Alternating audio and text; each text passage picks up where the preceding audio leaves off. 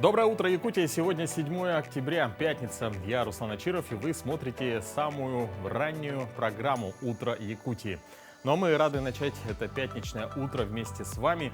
Пусть наступивший день принесет вам только хорошие новости, а настроение с утра будет отличным. Но мы по традиции начнем эфир со свежих новостей, которые произошли, пока вы спали. В Москве презентовали новый поезд Деда Мороза на Ленинградском вокзале.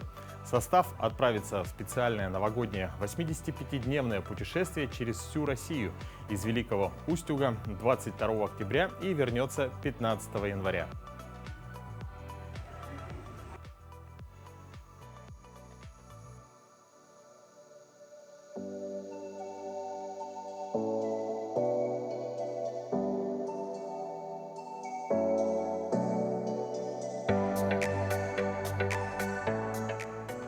Уже пошел отсчет до Нового года, и это не мудрено. У нас на улице уже установилась погода ниже нуля. И, как предупреждает ГИБДД, на дорогах в эти дни будет скользко. Водителей ждут снежные заносы, накаты и плохая видимость на дороге. Синоптики в ближайшие дни прогнозируют в центральных районах Якутии перепады температуры, дождь, мокрый снег и переменчивый ветер. Поэтому водители, особенно которые едут на дальние расстояния, будьте предельно внимательны на дорогах. Ну а о том, какая сейчас погода за окном, мы узнаем далее. По данным Гисметео, на 6 часов утра температура воздуха была в центральных районах -7, -4 градуса. В заречной группе районов от 10 до 4 градусов ниже нуля. В южных -7, -5. В Вилюйской группе улусов -8, -5 градусов. В Нижнеленских районах от 7 до 5 градусов мороза, в западных -7, -3. В Колымо-Индигирской группе улусов -15, -3. В Янских от 13 до 5 градусов ниже нуля. На северо-западе республики температура воздуха была -7, -6 градусов. В Якутске температура воздуха на 6 часов утра -4 градуса, атмосферное давление 752 миллиметра ртутного столба. Ветер западный 2 метра в секунду. Сегодня днем облачно, небольшой снег, ветер переменный 5-6 метров в секунду. Температура воздуха -4, -1 градус. Ну вот я помню, как в детстве любил рассматривать почтовые открытки, которые отправляли родственники, родители. Особенно нравились видами природы, сказочными персонажами. А давно ли вы получали или сами отправляли открытки по почте?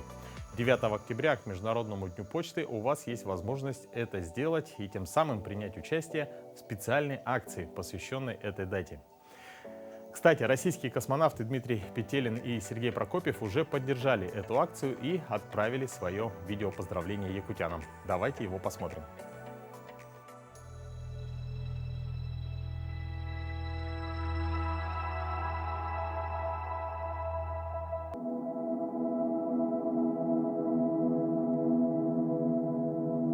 Уважаемые работники почтовых служб, филотуристы и участники второго всероссийского туристско-почтового флешмоба «Великая Северная экспедиция» в честь 350-летия Петра Великого, а также уважаемые жители и гости республики Саха-Якутия и города Якутска, где находится эпицентр проведения второго всероссийского флешмоба в год столетия образования Якутской АССР.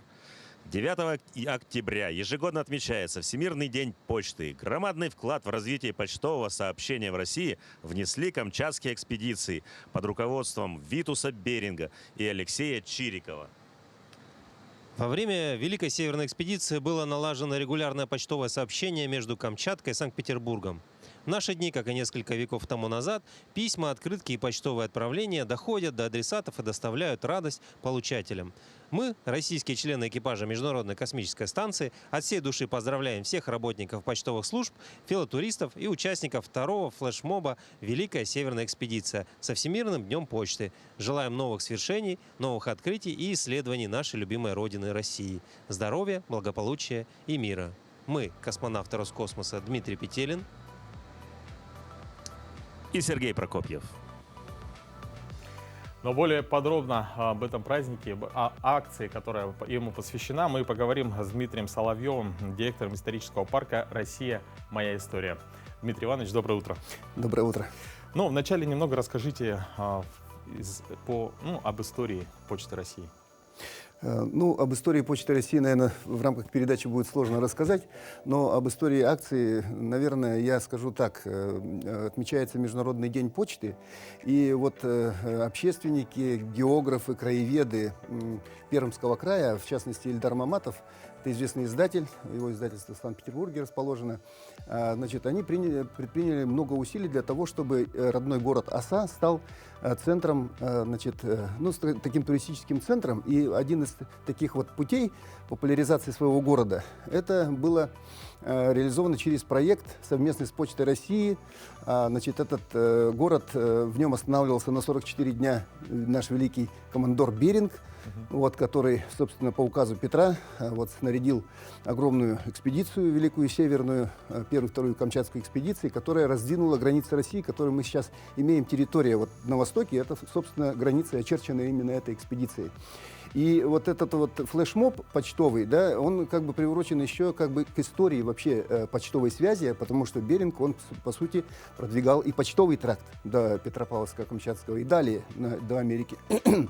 Якутия в прошлом году присоединилась к этой акции, и мы отправляли друг другу открытки. И дело в том, что исторический парк сам производит открытки. У нас есть комплект открыток. Значит, «Открытие Якутии» называется. Вот, вы, наверное, уже встречали. И в этот день можно, значит, стать участником акции, отправить друг другу эти открытки, прийти к нам.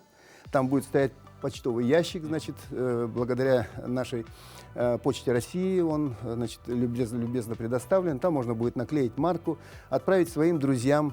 Значит, участники акции из разных городов они отправляют в Якутск, потому что в этом году и Якутск, и наш исторический парк является центром этой акции по признанию, значит, вот как бы и по предложению всех участников из всех вот городов по всему этому огромному, значит, длинному почтовому, ну, по сути, тракту. А как думаете, в чем причина такого решения?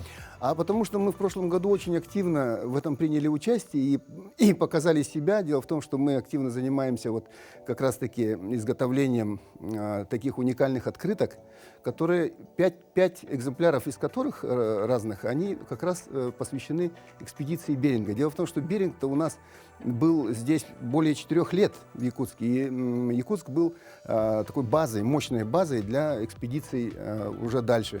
На Хост, Петропавловск-Камчатский и дальше уже экспедиции шли, и в том числе и северная экспедиция. Вот, кстати, наверное, я скажу, что у нас недавно привезли и установлен на территории Якутского музея точная копия, значит, дубель шлюпа «Якутск», на котором как раз-таки участники Великой Северной экспедиции, это северный отряд, значит, Прончищевы, значит, Василий и Татьяна Прончищевы, они вот как раз исследовали северные территории. И Русский театр поддержал тоже эту акцию и предоставил, значит, билеты на спектакль «Созвездие Марии», за что им большое спасибо.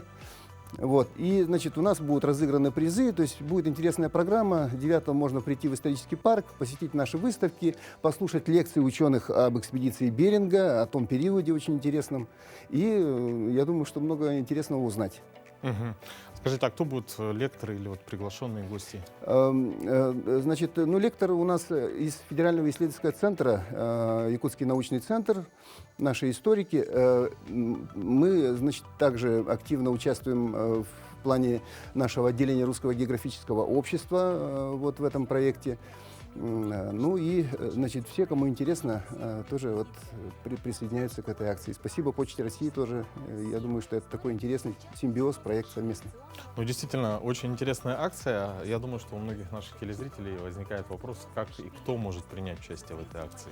В этой акции может принять любой желающий, купив открытку, наклеив марку у себя, значит, в том отделении, где они, собственно, живут, или прийти в наш исторический парк. Но главное — отправить открытку, значит, чтобы участникам, значит, акции, да, чтобы получить некие призы, которые у нас есть специальные сертификаты, есть открытки уникальные, очень малотиражные, да, посвященные экспедиции Беринга, которые специально нам оргкомитет этой акции прислал. Они будут вот как раз, значит, розыгрыш этих открыток уникальных тоже произведен, и, значит, вот эти те открытки, которые придут к нам, они станут участниками, вот эти люди станут участниками этой акции, и среди них будет разыгрываться. А те, которые придут к нам в исторический парк, они смогут получить призы от Русского географического общества. Ну, замечательно. Ну, очень интересная акция. Вот, допустим, подарки, вот я так понял, что это вот малотиражные Да. открытки. А тираж сколько экземпляров? Ну, наверное, значит, не больше 1000 штук всего по России. Это очень маленький тираж. И для коллекционеров, кто вот занимается вот коллекционированием таких вот почтовых открыток, это, конечно, вообще бестселлер, можно сказать. Скажите, а вот как удалось получить поддержку космонавтов? То есть мы сейчас видели поздравления с Ну, вот Международной это как- космической станцией. Да, ну, дело в том, что вот такие вот активные общественники, и вообще это вот практически полностью общественный проект, вот что очень важно, да. Мы же говорим в последнее время много о развитии общественных, гражданских инициатив, да, вот и как раз вот общественная инициатива, она реализована в таком масштабе, да, по всей стране, вот города участвуют, Санкт-Петербург, в следующем году вот Тверь будет центром, да, этой акции, потом Санкт-Петербург будет через год. И вот в каждом городе образуются такие ячейки активистов, которые вот участвуют в этой акции. И достучались до космонавтов, и, значит, Роскосмос тоже поддержал, за что им большое спасибо. Здорово. Ну, я думаю, у нас еще есть время, можно познакомить телезрителей с планируемыми акциями, другими проектами вашего парка.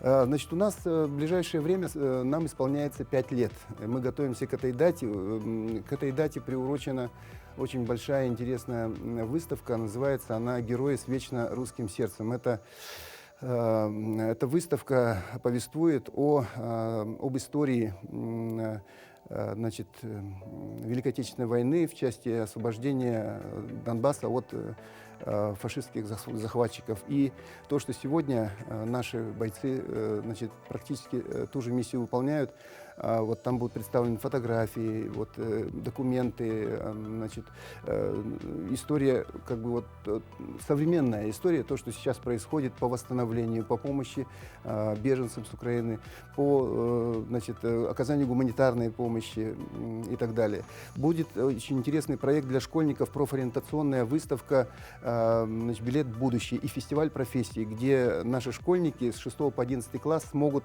для себя найти, ну, скажем, какой-то интерес, превратить уже в какую-то прикладную свое дальнейшее развитие, то есть прочувствовать свои возможности, способности, интересы в профессии, обрести профессию. Спасибо, Дмитрий Иванович, вам за то, что посетили наш эфир. Ну, а нашим телезрителям напоминаем, 9 октября, в День почты, приходите в парк, в исторический парк «Россия. Моя история», принимайте участие в этой замечательной акции. Ну, а мы сейчас прервемся на небольшую паузу.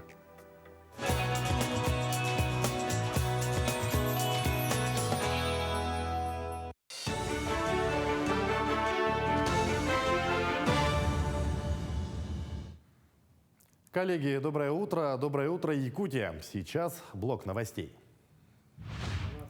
В регионе не прекращают возводить объекты по нацпроектам и госпрограммам. Глава Якутии Айсан Николаев провел совещание оперштаба по координации строительства и реконструкции.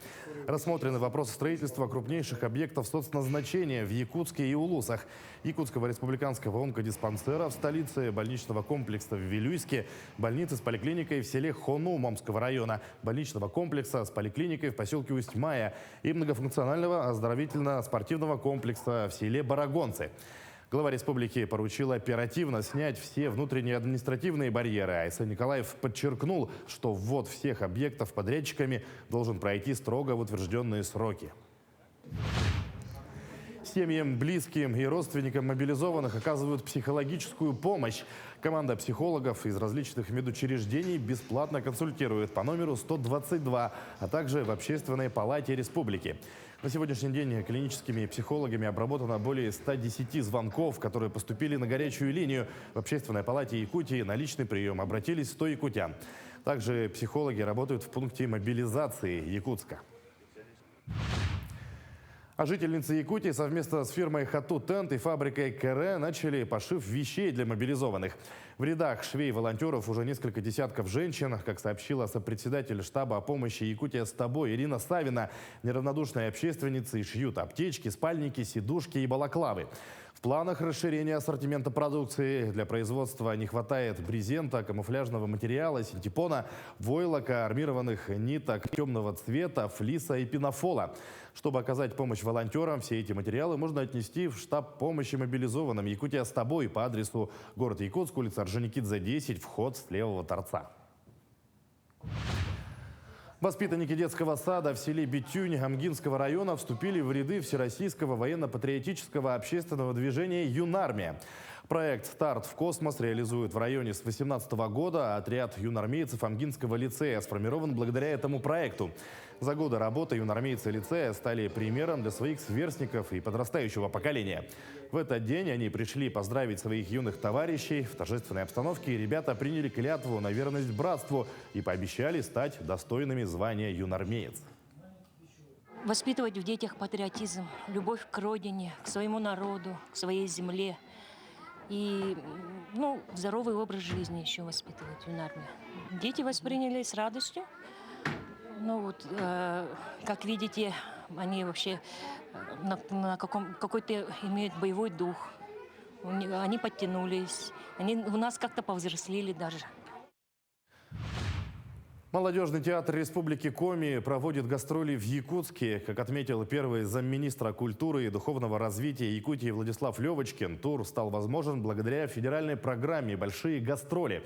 Она позволяет театрам обмениваться творческими идеями, отправлять свои коллективы для знакомства со зрителями и культурой других регионов страны. Директор молодежного театра Коми Михаил Матвеев назвал гастроли историческим событием, поскольку между регионами еще не было подобного опыта взаимодействия. В рамках больших гастролей театр представит якутянам 2 лучших репертуарных спектакля. Все показы пройдут на сцене якутского ТЮЗа. Доброе утро всем, кто к нам присоединился. В эфире программа «Утро Якутии». Ну а мы напоминаем, что вы можете отправлять ваши поздравления, пожелания на наш номер 8 914 273 44 88. Ну а также подписывайтесь на наш телеграм-канал «Утро Якутии», где мы выкладываем самые интересные сюжеты. Ну и, конечно же, ждем ваших предложений и поздравлений. Ну а утро – время завтрака. Мы сегодня предлагаем приготовить полезный и вкусный завтрак из кабачков. Доброе утро!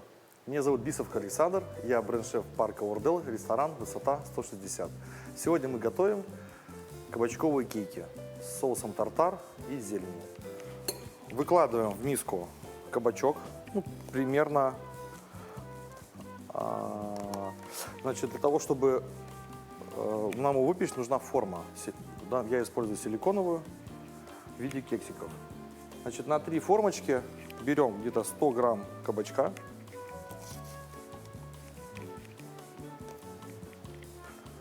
Столовая ложка муки. Столовая и чуть больше столовой. Далее соль, перец. Добавляем зелень. И вбиваем 1 куриное яйцо.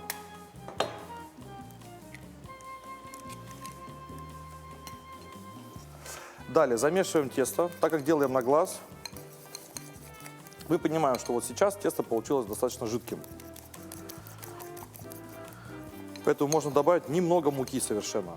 Совсем чуть-чуть. Если добавить слишком много муки, будет очень тяжелый результат. Смазываем формочку маслом. И наполняем ее содержимым.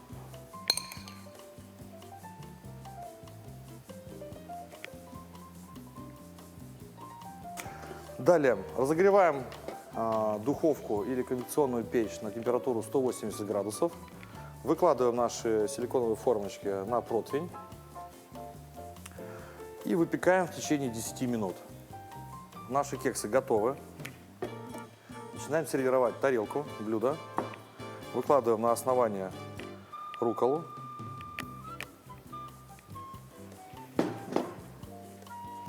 Наши кексы. Соус тартар. Декорируем в произвольной форме, произвольной.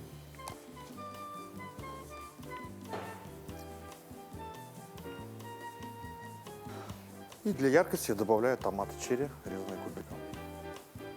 Итак, наши кейки из кабачков с рукколой и соусом тартар готовы. Приятного аппетита! Действительно, очень интересное блюдо. Друзья, я вот буквально несколько минут назад напоминал вам про телеграм-канал. Все ингредиенты и рецепт этого блюда также размещены на нашем телеграм-канале «Утро Якутии». Кабачковые кексы, конечно, великолепны, но это далеко не национальный бренд Якутии. А что представила республика на ежегодной продовольственной сельскохозяйственной выставке «Золотая осень» в Москве, узнаем у наших коллег. Южные фрукты, северные деликатесы, дальневосточные морепродукты. Ярмарка «Золотая осень» на ВДНХ – это невероятный гастрономический аттракцион. Настоящее путешествие по стране. 58 регионов России презентовали здесь те продукты, которыми гордятся. И Якутия не исключение. Пожалуйста, кушайте с удовольствием. Хорошего дня. Данная выставка проходит под эгидой «Продовольственная безопасность России и мира». Поэтому в рамках сегодняшней ситуации, конечно же, продовольственная безопасность прежде всего. Поэтому мы сегодня, конечно же, в первую очередь рекламируем свою продукцию, и, соответственно, хотим выйти не только, реализовать не только внутри нашей республики, но и за пределами республики.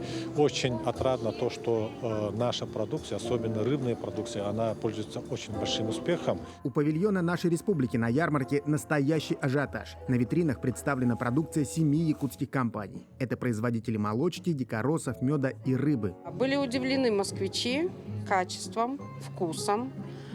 Приходили не один раз, покупали много. Но самое популярное, конечно, был чир, омуль и масло.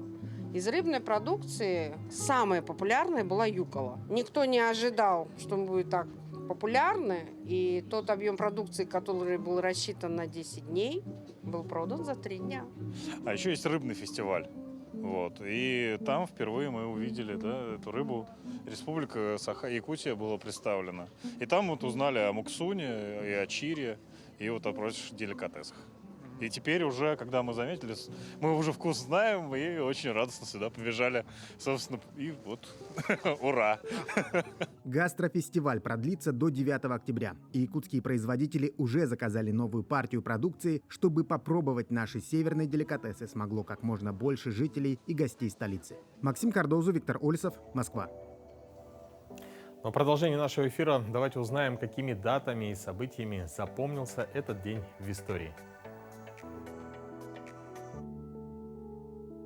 На календаре 7 октября и в этот день празднуют День образования штабных подразделений МВД России, День библиотекаря в Армении, День гражданской авиации Кыргызстана. По народному календарю в этот день отмечается память Феклы Иконийской. На Руси на Феклу женщины садились прясть, это сулило удачу в домашних делах. Оттого святую назвали запредальницей. Русские люди верили, что на Феклу все, что завяжешь, уже не развязать, поэтому в этот день часто играли свадьбы.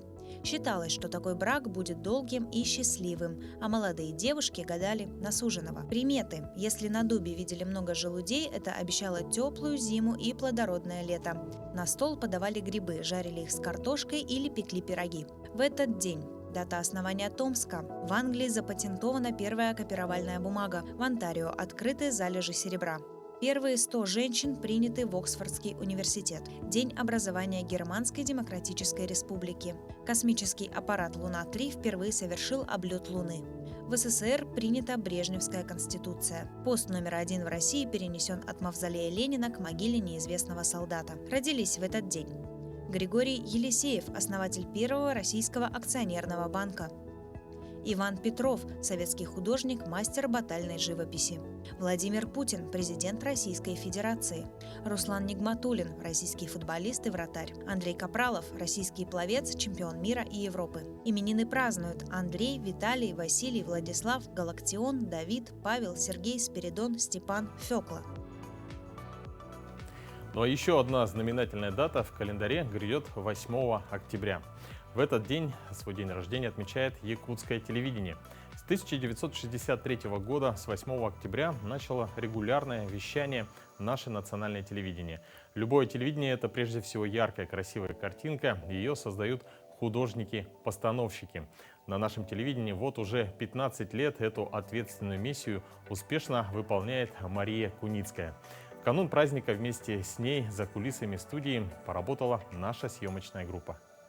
Мы трапецию делаем, Вань, вот трапеция у нас получается. Там там белый фон.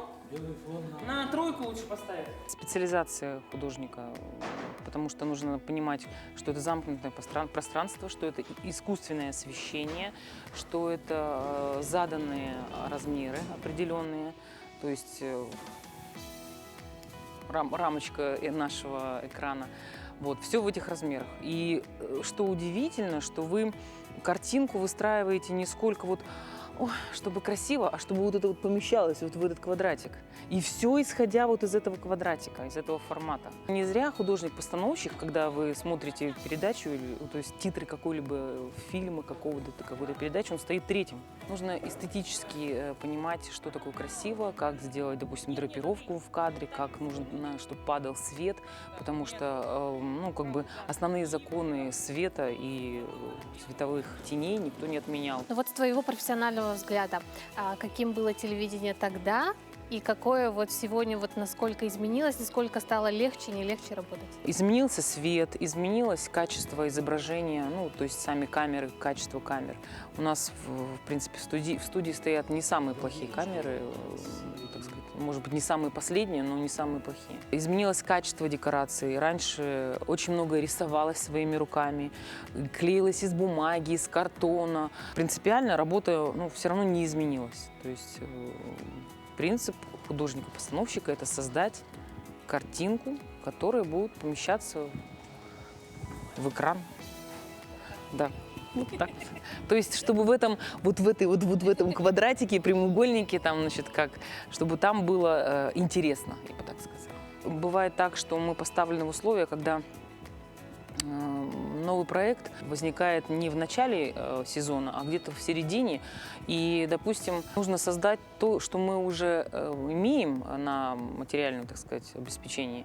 Тебе дают 4 квадрата, да, или там 3 прямоугольника, или 3 треугольника, и ты должен каждый раз составлять какую-то пирамидку, которая отличалась от предыдущей. Но есть как бы математически все равно определенное количество предметов иссякает в конечном случае набор, но зритель все равно увидит те же самые треугольнички, квадратики, круги.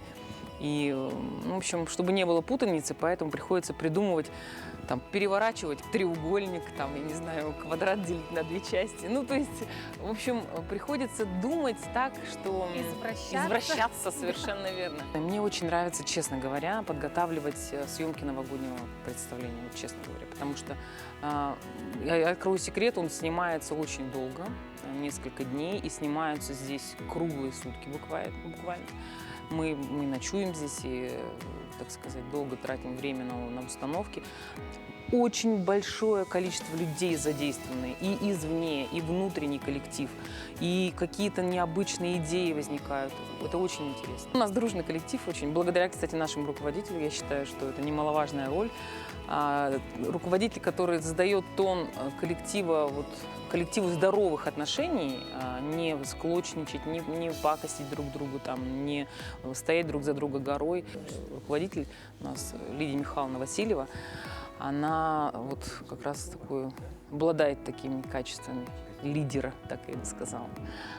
И мы знаем, что мы за ней как за каменной стеной, но мы можем как и по шапке от нее получить за какие-то свои там проступки.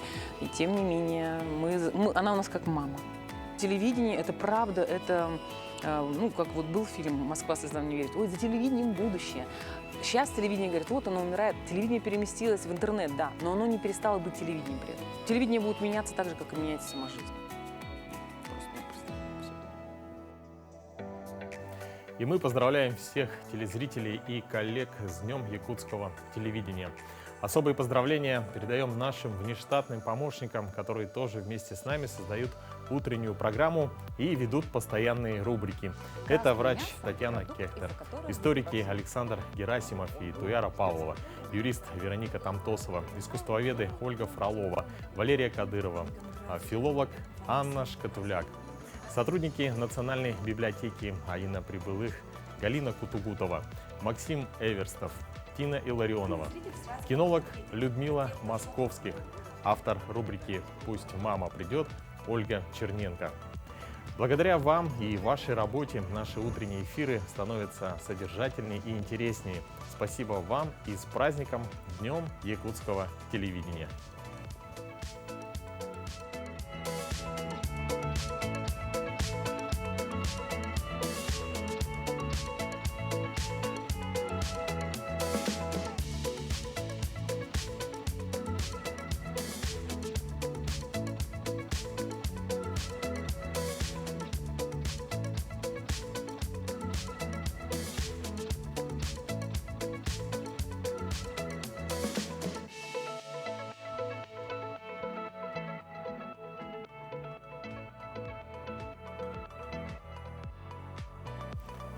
И так как сегодня, 7 октября, отмечается еще и Всемирный день улыбки, мы хотим подарить вам, наши дорогие телезрители, свои улыбки.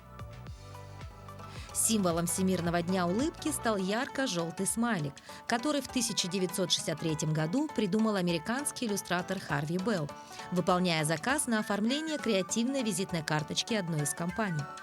Художник сразу же предложил свою разработку, за которую, собственно, и получил от заказчика гонорар $50. Компания быстро изготовила бейджики с логотипом и раздала их своим сотрудникам. Успех был грандиозным. Месяц спустя смешные рожицы красовались не только на визитках и бейджах компании, а повсеместно. Впоследствии даже выпустили почтовую марку со смайликом. В одном из интервью художник отметил, что очень счастлив, ведь в мире не было ничего сделанного так просто, быстро, но стало приятным для всех. В преддверии Дня якутского телевидения мы решили поинтересоваться у наших коллег, какой же смайл они используют чаще всего в своей повседневной жизни. Джулус, привет! Привет. Какой смайлик ты используешь чаще всего? Смайлик, который улыбается. Я сейчас покажу. Вот такой, можно крупненьком брать. Вот это, да? Да. Так, а можешь его изобразить? Привет, отвлеку немножечко. Какой смайлик ты используешь чаще всего в своем телефоне? Я использую чаще всего смайлик вот такой. Покажи. Какой? Вот такой. Да. Ну, где ты думаешь, типа... Ну, изобрази.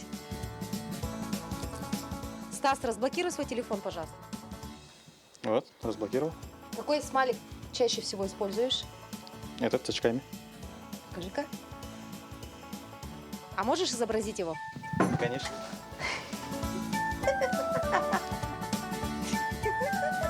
Ирида, какой смайлик ты используешь чаще всего у себя в гаджете?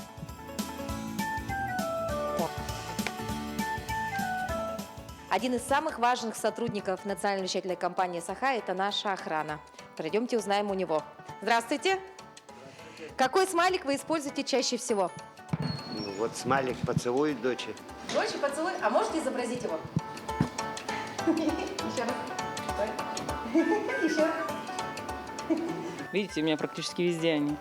Надо мной все время все смеются. Что у тебя, говорит, смех со слезами все время? Я говорю, ну, потому что если очень смешно, то вот до слез. А можешь изобразить этот смайлик?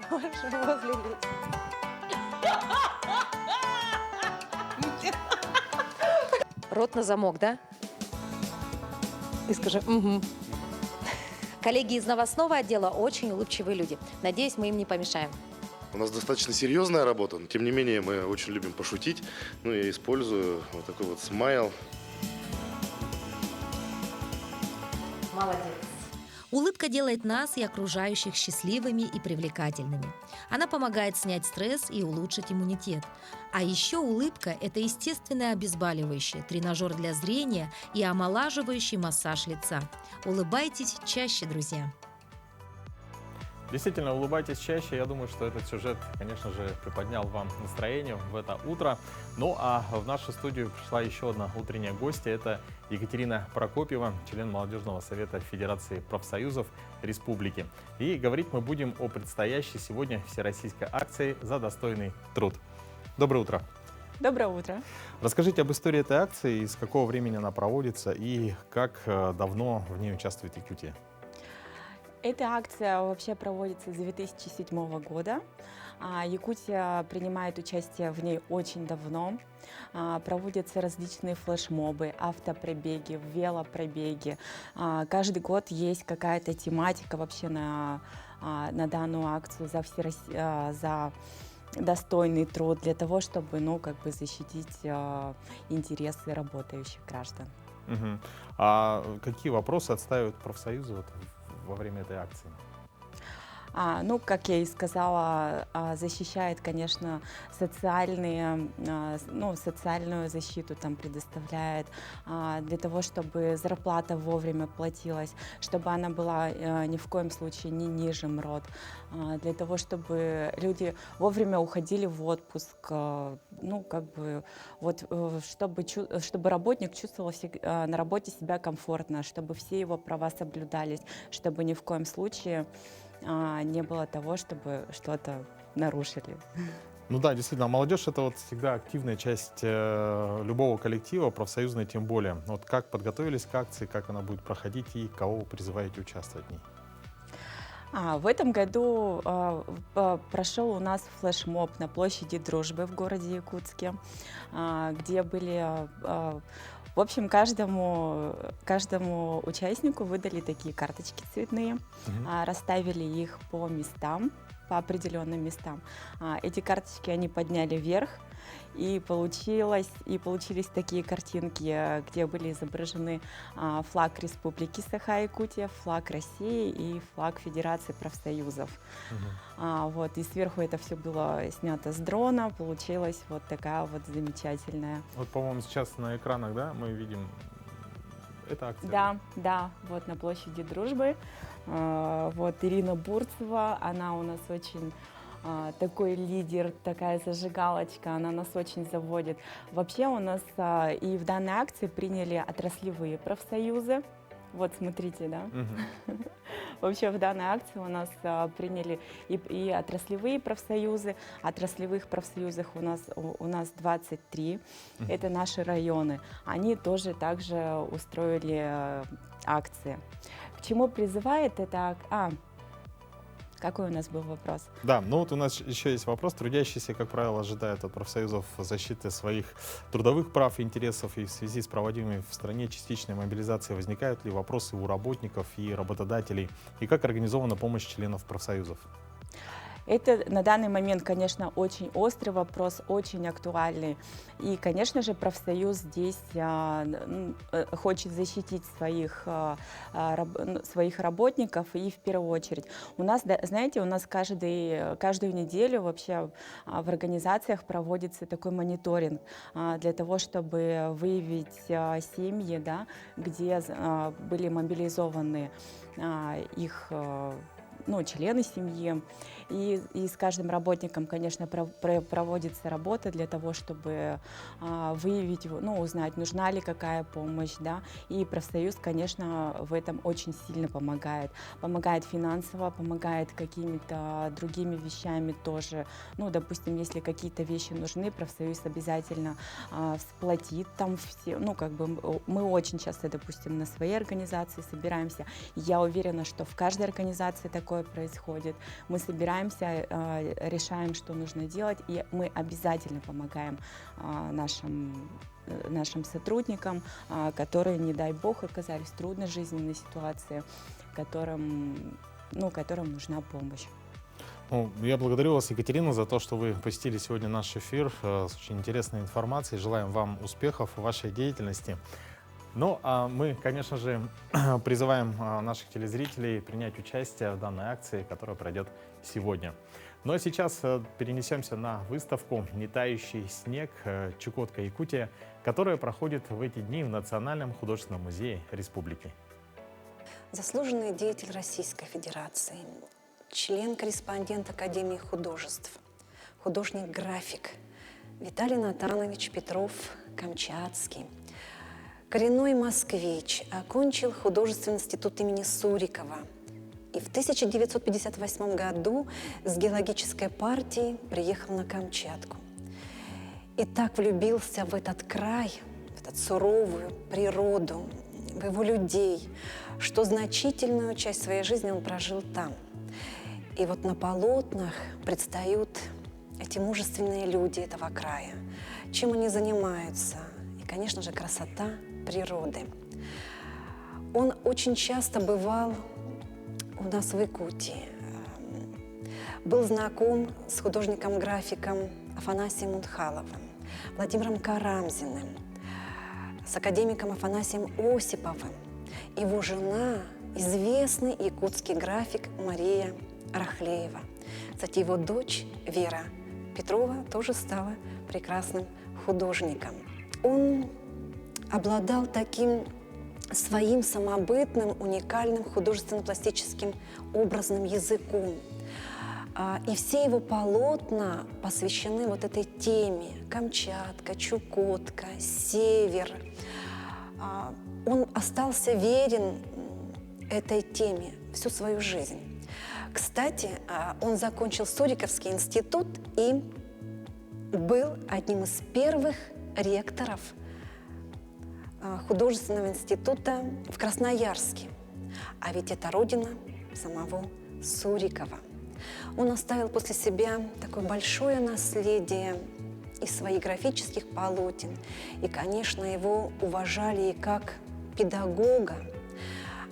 Кстати, у него было много и неофициальных учеников. Одним из них является путешественник Федор Конюхов, который считает Петрова-Камчатского своим учителем. И он говорит, что именно он вдохновил его на создание серии работ о Сибири, о севере. И, кстати, Конюхов представлял вот эти работы на экзамене, когда поступал в Парижскую академию изящных искусств.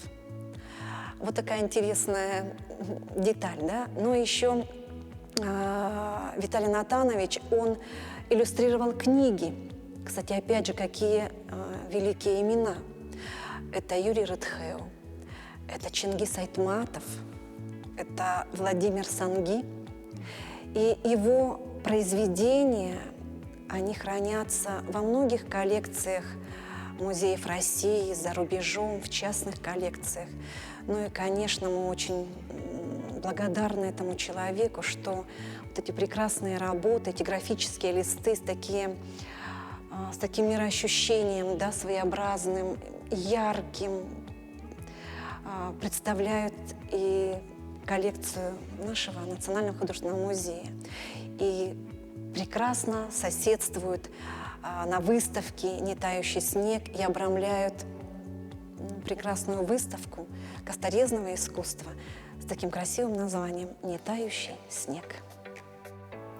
Доброе утро, дорогие друзья, тем, кто к нам присоединился. Сейчас у нас подошло время узнать самые актуальные новости, которые произошли в республике, в стране и в мире. Мы передаем слово нашим новостным коллегам.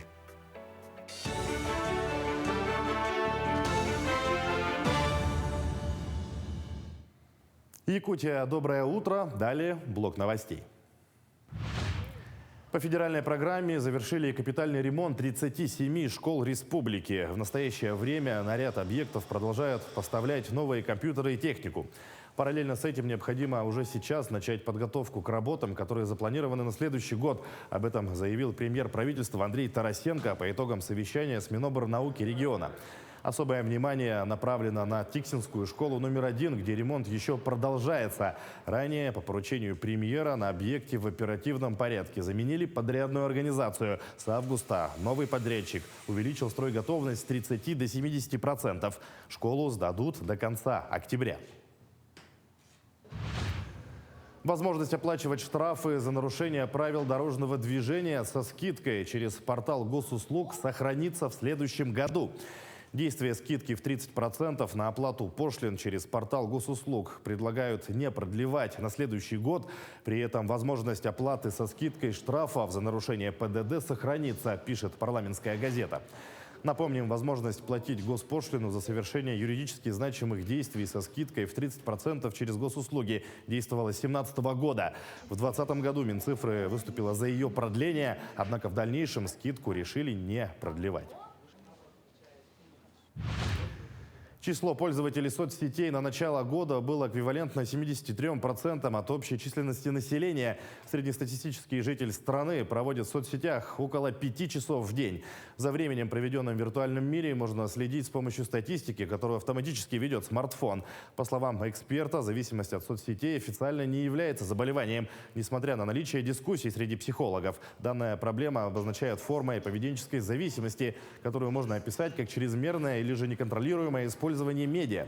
Наиболее опасна данная зависимость для детей школьного возраста.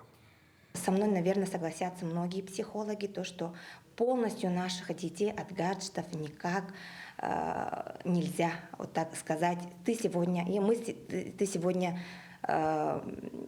не пользуешься своим телефоном, да, и продолжая, сам тоже пользоваться родитель, да, если можно ограничивать. Да, то есть родитель может заменить, взамен что-то предложить, да, провести время вместе. Еще 30 мастерских планируют открыть в учреждениях профтехобразования республики до 2024 года. Об этом сообщил глава Якутии Сан Николаев на съезде учителей. По его словам, большинство техникумов и колледжей расположены в зданиях, построенных в 70-х, 80-х годах прошлого века. Глава поручил правительству региона разработать 5-летнюю программу по капитальному ремонту и оснащению объектов среднего профобразования. Отмечается, что в республике до конца 2027 года обновят объекты 25 учреждений. Овцы-бык из якутского зоопарка Ортодойду переехал в Новосибирск. Экзотический обитатель тундровой зоны родился весной этого года. Он потомок расселенных по тундровой зоне Якутии животных. После досмотра и оформления необходимых ветеринарных сопроводительных документов овцы-бык направлен в адрес получателя из аэропорта Якутск. Расселение овцебыков по тундровой зоне началось в Якутии с 1996 года. 190 отловленных животных расселили в Булунском, Анабарском, Алаиховском и Нижнеколымском районах. Ежегодно численность и ареал животных увеличивается, а по данным прошлого года общее поголовье превысило 4000 особей. Несколько таких животных находятся в якутском зоопарке. К текущему часу это все новости. Всего доброго и удачного дня.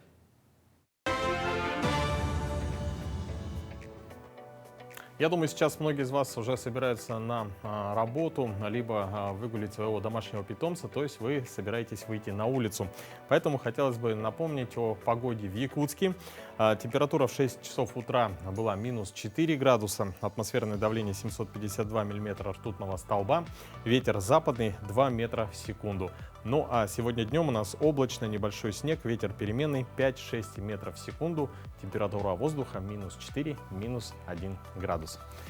Ну а как много времени вы проводите со своими домашними питомцами? Многие наверняка скажут, что 2 раза в день утром и вечером выгуливают своих собак и 3 раза в день их кормят. Но специалисты говорят, что помимо этого с домашними питомцами надо почаще разговаривать. Животные, с которыми разговаривают, учатся лучше понимать людей и даже распознают смысл конкретных слов. А о том, как приучить собаку быть послушным на прогулках, мы расскажем в рубрике «Мой питомец». Доброе утро, дорогие телезрители! Сегодня со мной лабрадор Ева. Это щенок, ей полгода.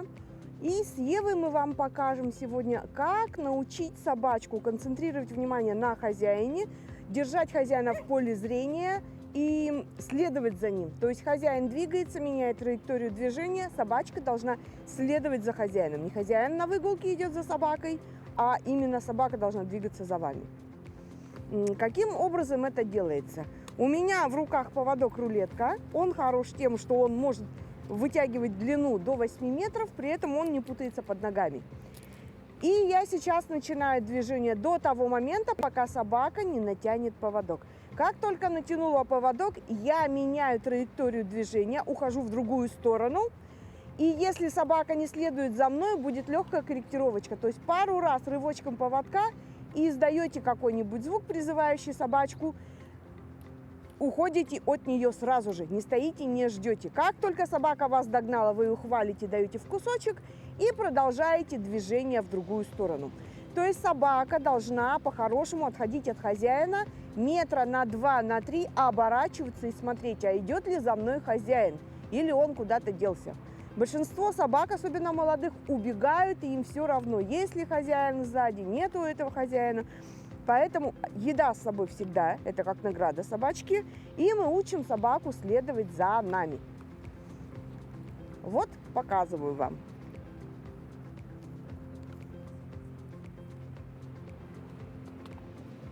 Супер! Да! Как только натянула поводочек, я разворачиваюсь, ухожу в другую сторону. Получается по инерции, когда я ухожу в другую сторону, поводок натягивается, и я делаю легенький рывок поводком за собой, что заставляет собаку обратить на меня внимание и последовать за мной. А как она последовала за мной, до меня дошла, получила кусочек лакомства. Вот, был хороший рывочек, хорошее натяжение, и она последовала за мной. Как пришла, сразу получила лакомство. Еще раз посмотрите. Сюда. Гуляй. Гуляй. Я на нее не обращаю внимания. Она говорит, я тут, посмотри. А я не обращаю внимания, пока собака не пойдет гулять. Гуляй.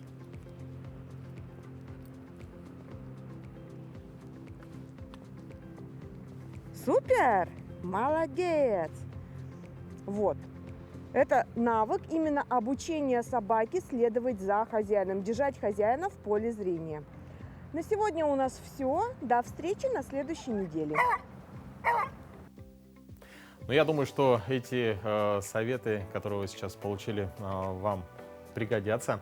Ну а мы всех заранее поздравляем с Днем Почты России и предстоящим Днем якутского телевидения. Сегодня поздравили, улыбки свои подарили. Осталось подарить наше пятничное музыкальное поздравление. И сегодня для вас мы приготовили выступление известного в республике фольклорного ансамбля из города Покровска «Ямщицкий перезвон». Уже более 20 лет ансамбль бережно хранит и развивает традиции русских старожилов Хангаласского района. Коллектив занимается не только концертной деятельностью, но и научно-исследовательской работой. Выезжает в экспедиции, записывает народные песни, собирает подлинные костюмы и предметы старины. Но руководит коллективом хормейстер Анастасия Павлова. Ну а мы прощаемся с вами, желаем вам доброго утра и хороших выходных. До новых встреч в эфире, дорогие друзья!